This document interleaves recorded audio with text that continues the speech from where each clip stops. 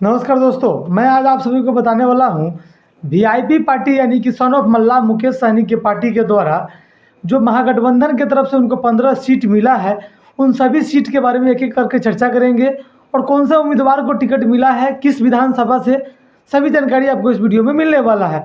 सबसे पहले बात कर लेते हैं हम तो गौरा बौराम विधानसभा क्षेत्र जो दरभंगा जिला में आता है, मुकेश सहनी का ये गढ़ है, क्योंकि मुकेश सहनी का गृह जिला भी जो है दरभंगा ही है। यहाँ से मुकेश सहनी के जो भाई हैं संतोष सहनी, उनको चुनावी टिकट दिए हैं वो, क्योंकि अध्यक्ष ही खुद है तो उनको कौन देगा, वो अपना टिकट जो है वहाँ से चुनाव लड़ रहे हैं। तो गौरा बौराम विधानसभा क्षेत्र वीआईपी पार्टी के लिए सबसे महत्वपूर्ण सीट है। मुकेश सहनी के भाई संतोष सहनी वहाँ से चुनाव लड़ रहे हैं। चर्चा शुरू में ये चल रहा था कि गौरा बौराम विधानसभा क्षेत्र से मुकेश सहनी चुनाव लड़ सकते हैं, लेकिन इस बार मुकेश सहनी का कहना है कि उनको 243 विधानसभा क्षेत्र पे मतलब उनको चुनाव प्रचार के लिए जाना है और तेजस्वी यादव के साथ उनका लगभग सभा होता है, तो उनको समय कम मिलेगा और सरकार बनाना है, उनको डिप्टी सीएम बनना है। इसलिए उन्होंने फैसला लिया है कि वो चुनाव इस बार खुद नहीं लड़ेंगे। उनके भाई संतोष सहनी जो है गौरा बौराम से चुनाव लड़ रहे हैं, उन्होंने नामांकन करा लिया है। बात करते हैं दूसरे नंबर विधानसभा पे, तो वो है दरभंगा शहर। दरभंगा शहर से उमेश सहनी चुनाव लड़ रहे हैं। वो है वीआईपी पार्टी के बहुत ही महत्वपूर्ण कार्यकर्ता है उमेश सहनी। दरभंगा का शहरी विधानसभा क्षेत्र है, वहाँ से उमेश सहनी चुनाव लड़ रहे हैं। इसी के साथ हम बात करते हैं तो आप कुशेश्वर स्थान से गणेश भारती सदा चुनाव लड़ रहे हैं। गणेश भारती सदा जो है वीआईपी पार्टी के लिए बहुत ही मजबूती से वहाँ चुनाव लड़ रहे हैं। और सबसे बड़ी एक खासियत देखने को इस बार आ रहा है, जो अभी पहले आपको प्रत्याशी के नाम और बता देते हैं, फिर बताते हैं वीआईपी पार्टी के कुछ खासियत जो इस बार देखने को मिल रहा है। वो है आपको औराई विधानसभा से भोगेंद्र सहनी चुनाव लड़ रहे हैं। भोगेंद्र सहनी बीजेपी के बहुत ही एक मजबूत सिपाही माने जाते हैं और उनका एक अच्छा पकड़ है औराई विधानसभा का। अब वैसे औराई विधानसभा का जो राजनीतिक इतिहास जो रहा है, वहाँ से यदुवंशी समाज के लोग चुनाव लगातार कईयों साल दशक से जीतते आ रहे थे, लेकिन इस बार ऐसा वहाँ का कॉम्बिनेशन बना है कि इंडिया गठबंधन और एनडीए गठबंधन दोनों तरफ से निषाद वंशी को ही टिकट मिला है।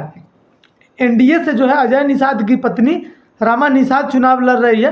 अजय निषाद पूर्व में बीजेपी से सांसद रह चुके हैं, लेकिन पिछले 2024 का जो लोकसभा चुनाव है वो कांग्रेस से चुनाव लड़े थे और फिर एक साल के बाद फिर से बीजेपी में वापस चले गए। उनकी पत्नी औराई विधानसभा से चुनाव लड़ रही है। वहाँ से भूपेंद्र सहनी महागठबंधन की तरफ से वीआईपी पार्टी के सिंबल पे चुनाव लड़ रहे हैं भूपेंद्र सहनी। इसी के साथ हम बात करते हैं तो आपको आलमनगर से नवीन निषाद चुनाव लड़ रहे हैं।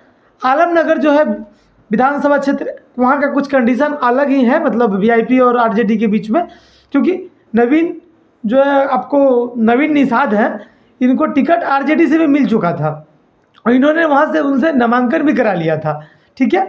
लेकिन जब गठबंधन के तहत वीआईपी को सीट चला गया तो फिर से इनको वीआईपी से टिकट मिल गया और वो उससे नामांकन करा लिए हैं। यहाँ पे दिक्कत हो गया कि दोनों तरफ से इनको सिंबल मिल गया था, तो गठबंधन के एक साथ होने की वजह से टिकट का जो मैनेजमेंट हुआ इंडिया गठबंधन की तरफ से उसमें ये निर्धारित हुआ कि नवीन नगर जो सीट है वहाँ से आपको नवीन निषाद चुनाव लड़ेंगे आलमनगर विधानसभा क्षेत्र से, ठीक है। बात करते हैं बरुराज विधानसभा क्षेत्र का, तो ये भी वीआईपी पार्टी को सीट मिला है। बरुराज विधानसभा से इंजीनियर राकेश कुमार चुनाव लड़ रहे हैं। पूर्व में जदयू से विधायक रहे हैं इनके पिता शशि राय, बहुत ही कद्दावर नेता रहे हैं, जदयू के कई बार विधायक रहे हैं। तो ये बरुराज विधानसभा से चुनाव लड़ रहे हैं इंजीनियर राकेश कुमार, और ये आरजेडी के संभावित उम्मीदवार थे, लेकिन गठबंधन में आपसी असमंजस बैठाकर इनको टिकट वहाँ से दिया गया है।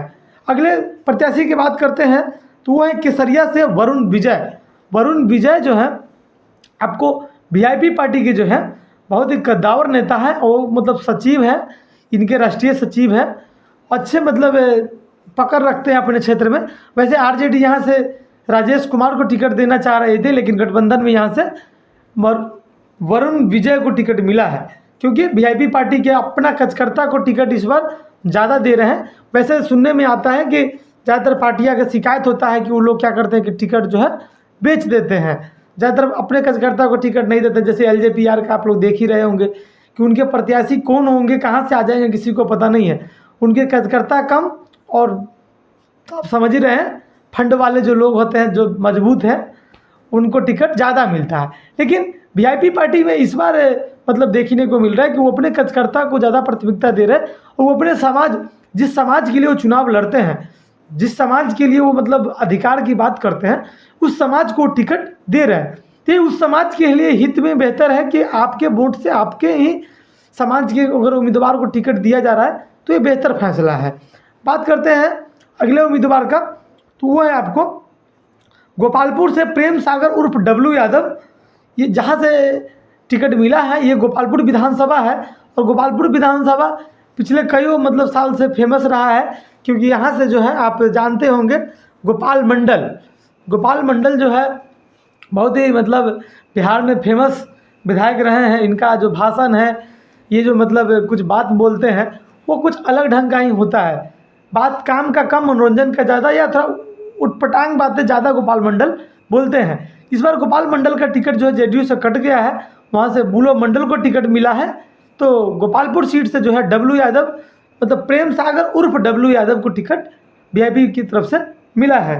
बात करते हैं और भी जो सीट है, जैसे भभुआ से बाल गोविंद बिंद को टिकट मिला है। ये बिंद समाज से आते हैं और इनका अच्छा पकड़ है मतलब उस सीट पे। तो भभुआ से भी बाल गोविंद बिंद का मतलब टिकट मिलना तय है, इसमें कोई शक की बात नहीं है। इसी के साथ बात करते हैं और भी विधानसभा क्षेत्र है जहाँ से वीआईपी पार्टी को टिकट मिलने की गुंजाइश है, वहाँ से उनको मतलब सीट अलॉटमेंट हो गया महागठबंधन की तरफ से। उनको मतलब जो सीट दिया गया है उस सूची में कटिहार का सीट है। कटिहार से भी वीआईपी पार्टी के उम्मीदवार ही आएंगे। इसी के साथ आपको बात करें बीरपुर का, बीरपुर से भी वीआईपी पार्टी के उम्मीदवार आ रहे हैं। लौरिया से वीआईपी पार्टी के उम्मीदवार आ रहे हैं। इसी के साथ आपको सिकटी, निर्मली, यहाँ से भी वीआईपी पार्टी के उम्मीदवार के प्रबल संभावना जताया जा रहा है। साथ ही साथ बात कर लेते हैं कि इस बार वीआईपी पार्टी के जो मतलब राष्ट्रीय अध्यक्ष है संतोष सहनी, वैसे इसके सुप्रीमो जो है वीआईपी पार्टी के वो मुकेश सहनी है, सन ऑफ मल्ला। उन्हीं का मतलब चलता है सब कुछ इस पार्टी में। उनके भाई है संतोष सहनी, इसलिए उनको वो राष्ट्रीय अध्यक्ष बना रखे हैं। लेकिन उनका कोई खास मतलब संतोष सहनी का ये नहीं है, लेकिन वो गौरव बराम से प्रत्याशी बने हैं। तो मुकेश सहनी इस बार अपने समाज के लोगों को टिकट दे रहे हैं। ये बात उनके समाज के लिए बहुत ही अच्छा, ये खासियत जो है इस बार देखने को आ रहा है। पिछले चुनाव में उनके साथ जो मतलब गलत हुआ था वो इसी वजह से हुआ था कि वो सारे के सारे टिकट जो है मतलब बाहर से कहीं पैराशूट वाले प्रत्याशियों को दे दिए थे, तो इस वजह से उनके साथ गड़बड़ हो गया था। लेकिन इस बार वो अपने समाज के लोगों को भी टिकट दे रहे हैं, तो ये उनके लिए बेहतर है, उनके पार्टी के लिए बेहतर है और इंडिया अलायंस के लिए भी बेहतर है। दोस्तों कैसा लगा वीडियो कमेंट करके बता सकते हैं। मिलते हैं अगले वीडियो में, तब तक के लिए नमस्कार।